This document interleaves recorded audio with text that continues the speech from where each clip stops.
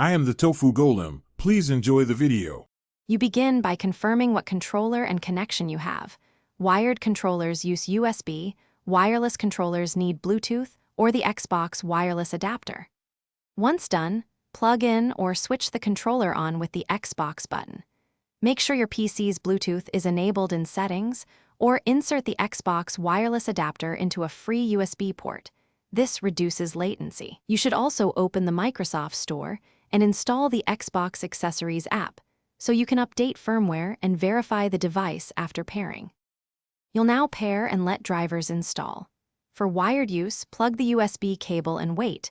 Windows installs drivers automatically. For Bluetooth, open Bluetooth settings, choose Add Device, then hold the controller's pair button until the Xbox light flashes. Select it on your PC.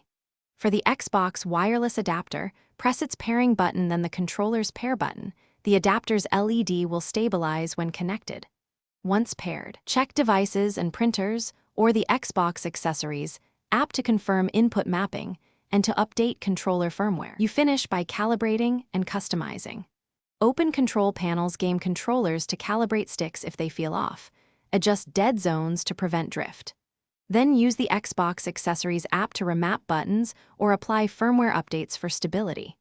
If problems persist, make sure to power cycle the controller by holding the Xbox button 10 seconds, try a different USB cable or another USB port, and uninstall, then reinstall the controller driver in Device Manager.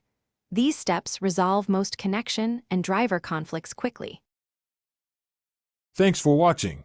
Consider subscribing if we helped you today.